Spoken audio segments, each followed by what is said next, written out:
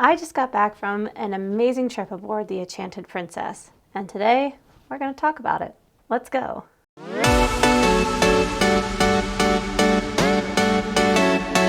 Hi, AJ here with Byte Size Cruises. I just got back from being aboard the Enchanted Princess for a week, and it was an amazing trip. Today I'm going to go over a overall debrief of the ship, how I felt about it. As always, over the next few weeks, you will see my daily vlogs. You will see in-depth reviews on the dining, on entertainment, and on other experiences that I had while on board. So today we're going to be focusing on 7 major points. First is going to be embarkation. How did it go? Second is going to be overall the ship, what I liked, what I didn't like, the design, the flow, all of that. Third is going to be service, including my room steward and other people I interacted with on board the ship. Fourth is going to be food, likes, dislikes, overall feel, who the food kind of appeals to. Fifth is going to be entertainment. Sixth will be the itinerary, and then the 7th will be disembarkation. So, first up, embarkation. Embarkation went extremely smoothly. I was really impressed by how well it went, especially since I had to be a problem child. So, as you may have caught on a live stream and what you will see in the upcoming vlog, not for there to be spoilers, but I lost my passport the night before the trip. This meant that I was showing up having registered with a passport and having to use a birth certificate to get on board the ship. I was very nervous about this, but honestly, I will say one thing that I feel like helped this process is I did have the medallion shipped to my house ahead of time, which if you have Princess Plus is an included cost, and I do recommend doing that if it is safe to do so.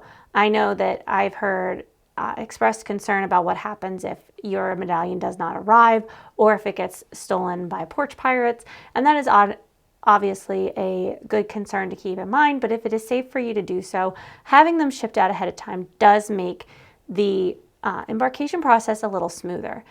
Now, that being said, having talked to Peter and Melinda, who are with me, who did pick up their medallion at the port, it really didn't impact their embarkation at all.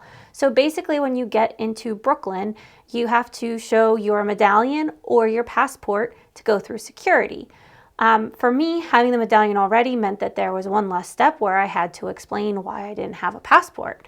The next step is going to pick it up. Now, if you're in the green lane, you simply go up, you show them your passport, or in my case, your birth certificate. They had to re-enter everything for me, which did slow it down momentarily, but had I had that passport, it would have been a 30-second interaction. Very smooth, very quick, and the ship was ready to go. And Peter and Melinda said the same thing, that even though they did have to pick up their medallion, it was still barely a minute that they were standing there waiting to get it. So all in all, embarkation was really smooth getting onto the ship. Now, something that I did find weird with Princess that I hadn't run into before is they also have you scan in when you get to the top, like as you're boarding the ship. So they don't want you filming on the entire gangway up until you are through that second security point where you scan your medallion again.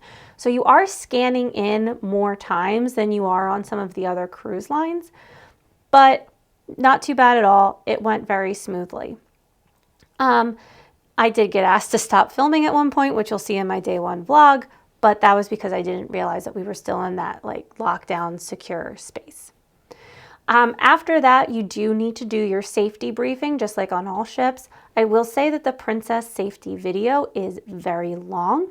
It is almost 6 minutes, so strap in for that. And also, if you navigate away from the page, the video stops, so you can't like have it play in the background while you're doing other things. You really do have to have it up on your screen to be watching it. And then from there, it's finding your muster station. That is also very quick. You're just scanning your medallion again. The medallion really does make this whole process feel very smooth and effortless. I loved embarkation, even being the problem child that I am on this trip. Embarkation went really well, and it was one of the smoothest embarkation experiences that I've had, especially since some of our horror stories have been out of New York. Not horror stories. A lot of our delays have been out of New York. Now, this was Brooklyn and not Manhattan, but, you know, you still almost expect there to be that delay, but everything went smoothly. The cruise line had everything together, and honestly, I could not have asked for an easier embarkation than the one I had. Next up, let's talk about the ship.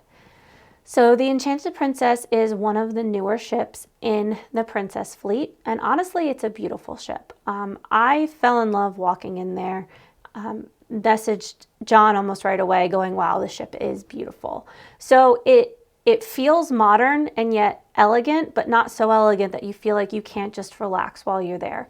There's plenty of spaces to sit down and just listen to live music or even just enjoy a quiet moment.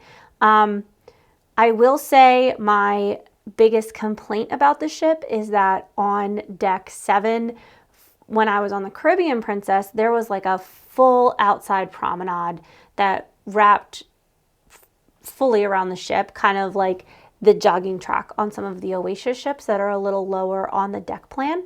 However, this ship didn't have that. Deck 7, while it did have outdoor waterfront seating and a little place to walk, it was very limited in how far you could go, especially because we tendered so in 2 different ports. And so with that, that deck was mostly shut down while the tendering boats were out. So it was not as usable of a space there. However, it was a beautiful space and really well done and not very crowded. Overall, the ship didn't feel crowded at all, even though it was at near capacity.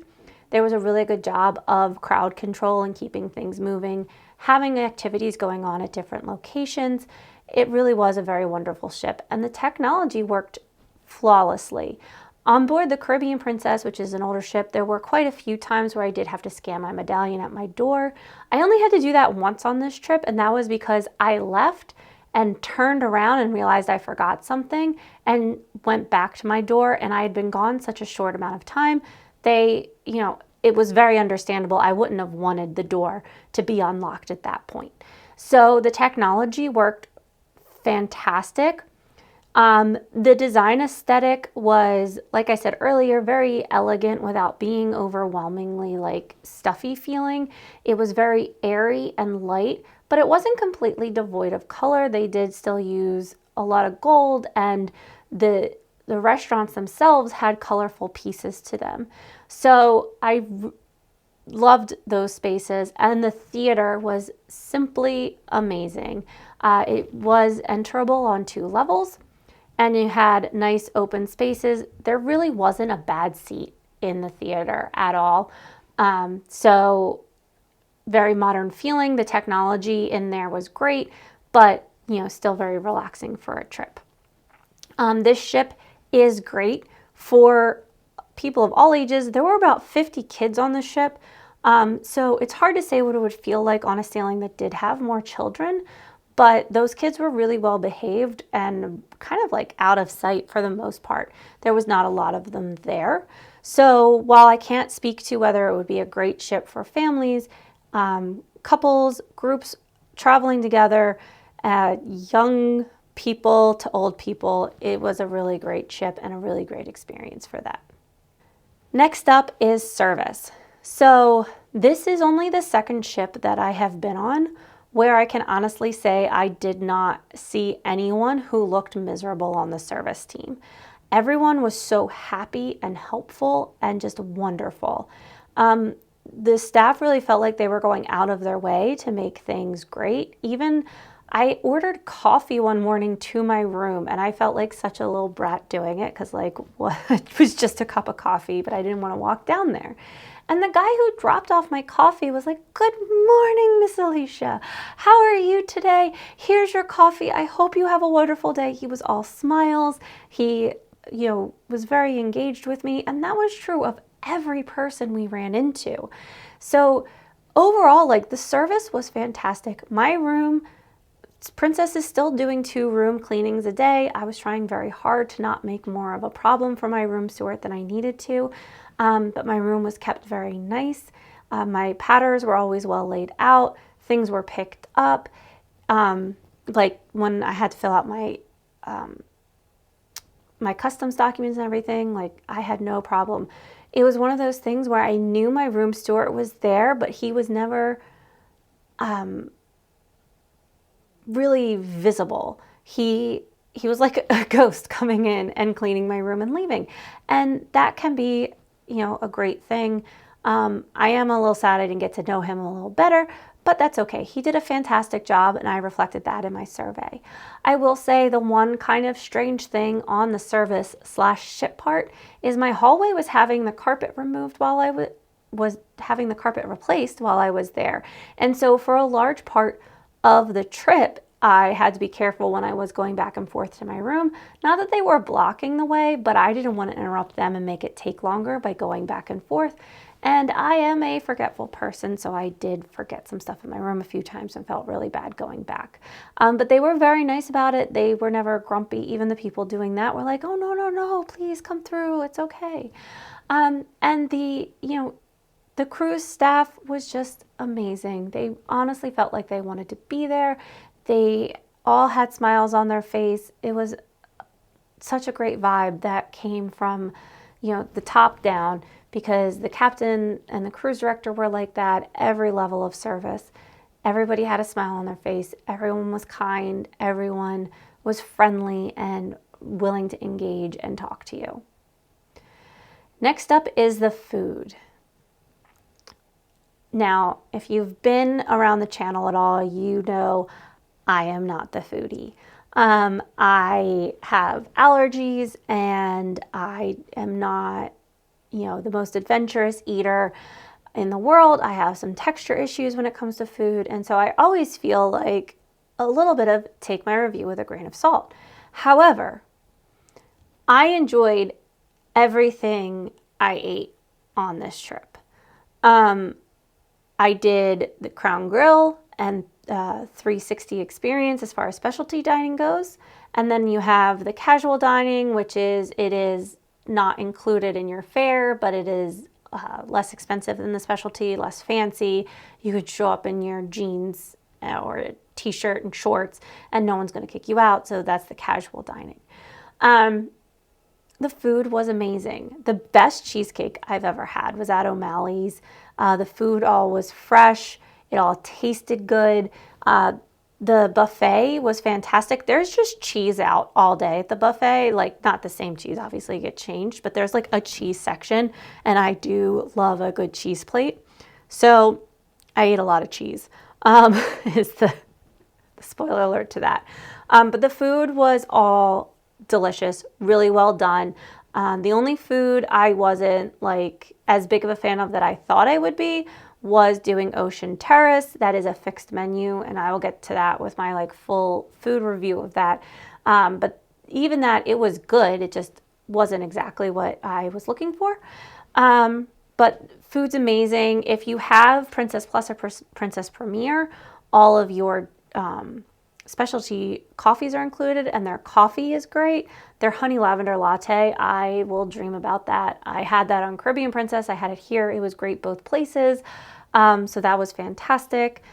Like I said, the cheesecake at O'Malley's, everything was good.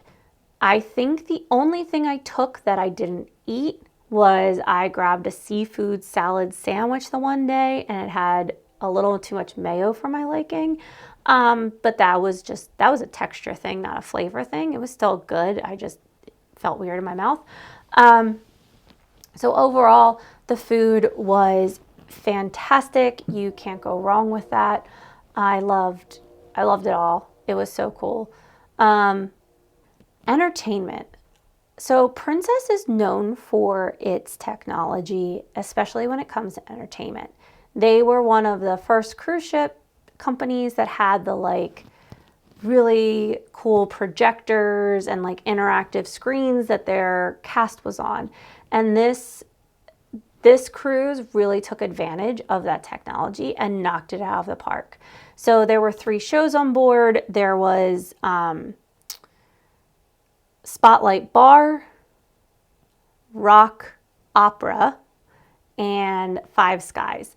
And all of them, the performers were amazing. The song choice was spectacular. The way that they used technology to change scenes, to really highlight what was going on in the story was fantastic. The two female singers were phenomenal, hitting notes that you don't expect to hear hit off Broadway. I honestly think that any of the vocalists that were in those shows could have easily gotten on Broadway. They were so good. The choreography was fantastic. I will say that I wasn't expecting as much acrobatics as they had. So they actually, like, especially in Spotlight Bar, there was a lot of like people being thrown in the air, and men and women, like the men, there was one dance that it was all the guys dancing and they were lifting each other, and I was like, oh, like that. It was really good. They had two guest performers on board. One was Steve Major, a tenor, and the other was Jen Maldonado, who did a tribute to divas. So both of these performers were amazing. Steve Majors not only did his own show, but joined them in rock opera. And once again, hit notes you do not expect to hear.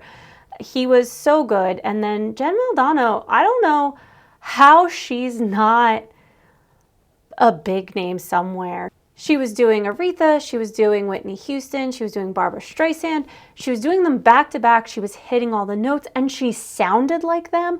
Her voice was amazing, and her ability to replicate their passion and the way that they delivered their music was just awesome. So the entertainment division over there, Princess, really knows what they're doing when they're picking their guest performers. Outside of that, you also every night had karaoke, which was so much fun to watch everyone do. The junior cruise directors and assistant cruise directors who ran it really kept the energy light and fun and entertaining. And there was very much this air of like, we enjoy the people who are just vibing over the people who are like really good. So that was awesome. The game shows were so well done, and there was one happening every night. In the contrast between the amount of entertainment on board this ship versus like what we experienced last time on Norwegian was stark. There was always something to do. I normally am in bed, like on our cruises, I'm normally at like 9 o'clock being like, I think I'm gonna go back to my room, I'm gonna go to sleep. I was up doing stuff till 11, 12 at night, often not getting into bed until after 1 because there was so much to do on board, and it was all fun. The cruise director team was amazing, and we learned like halfway through the trip that a bunch of them had only just recently joined the trip. One of them, the same day we had got on board, he got on board, and yet they all interacted with each other so well, like they had known each other for years. And then you just have the fact that Princess loves to do educational things. And you know, I love a good educational moment.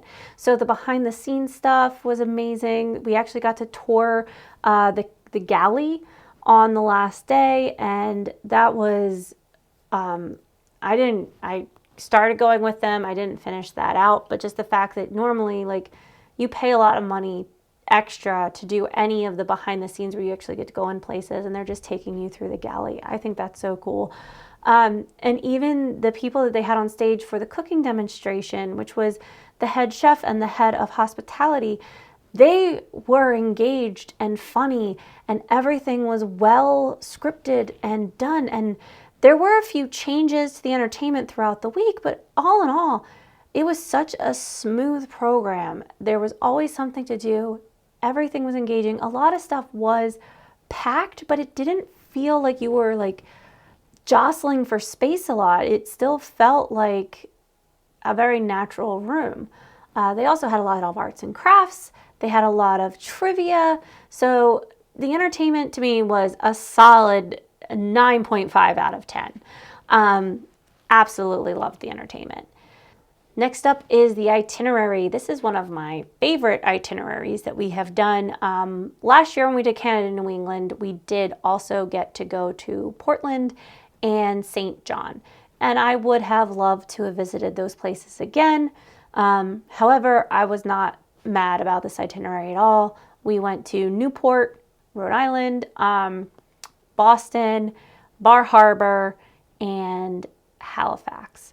Any itinerary that has Halifax in it is automatically at least an 8. I did stay on the ship for Boston, and I will say that this was 2 ports that required tendering, which does feel like a lot. However, I had the elite status, so I didn't have to wait in line for that. So just be aware if you are going on anything that has Newport, Bar Harbor, and then potentially Halifax, you may be tendering more than once. And to just keep that in mind when you're planning your day. Now, the people that Peter and Melinda, who I was traveling alongside, they did have excursions for those days, which is a really great tip for tender days, because then you go with your excursion and they help you get ashore for that. So I would recommend either making sure you get up to get your place in line or doing that, because I did find that on both those days, it was much later in the day before they were doing a general, like, anyone can go aboard now, no more need for a ticket. Or if you have priority tendering, then take advantage of that. So it was a great itinerary. The only thing I would change would be I would have loved to do St. John's instead of Boston again, but that's just because I live relatively driving distance of Boston and can go there. But it was nice to have the day where no one else was on the ship to get to experience a little bit of what's going on the ship when you're not on board. Spoiler alert, there's still plenty to do. So yeah, the itinerary, amazing. The time change, I do want to touch base on the time change while we're on the itinerary.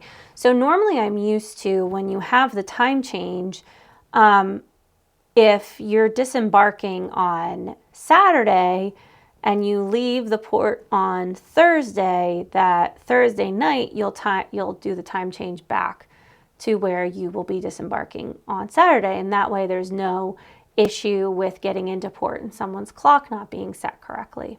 That was not the case. We went an hour ahead to go to Halifax. So if it was 7 o'clock here, it was 8 o'clock there. And when we came back, we changed our clocks back Friday night into Saturday. So Friday night, we all had to remember to change our clocks, or else we would have been to disembarkation early, which I guess isn't as much of a problem as if you're late, but it still was just kind of an odd choice to me to have it be oriented that way. And it made me very, very nervous for disembarkation that I was going to somehow get it wrong, but everything went fine. Which leads us to disembarkation. This was one of the smoothest disembarkations that we had. So you get, there's different walk-off times. So even if you are carrying your bags off, you have to choose between walk-off A, B, C, and D. I had walk-off A, and I ended up going with Peter and Melinda to walk-off C instead of leaving quite so early, because they were nice enough to offer to share a lift back to the train station with me. And so what was really interesting is on their card, it said, be ready to present this card when you go down to disembark. And mine didn't say that. And so I was expecting to go down and there's still to be kind of like a rush. There wasn't. We were off the ship still before 8 o'clock. And the first one was at 7:30. So really don't be afraid of disembarkation, and it might even be good to wait until B or C for the walk-off time, because then, everyone who tried to go early is already gone. So yeah, you basically scan your medallion as you're walking off, and that's it. You go down the gangway and out the door. We did walk up to a bar that was away from the port a little bit to get an easier time picking up our ride. But it was amazing. It was probably the easiest disembarkation that I've done in a long time. There was no sitting and waiting. I went up, I had a coffee, waited for them to go down and grab their stuff, carried my stuff down, and we just walked right off. So yeah, all in all, this trip was amazing. I have nothing bad to say about the trip. I loved everything about the Enchanted Princess. I loved being on it. I loved the people, the stuff to do. I wasn't bored. I actually I came home and I told my family that my biggest thing was that I didn't have enough time without stuff going on to sit and just read, because I was trying to do everything because everything sounded interesting and fun. And so, yeah, 10 out of 10 trip, would recommend. I hope you get a chance to go on Enchanted Princess, or really any princess ship, and kind of experience it for yourself. As always, if you have enjoyed this video, please consider leaving us a like and subscribing. It really does help this channel grow. And visit our new channel at Byte Size Travels to see some things that are not strictly cruise related over there. I hope you've enjoyed this video, and I can't wait to take you along with me through my vlogs and upcoming reviews, and I hope to see you there. Have a great day.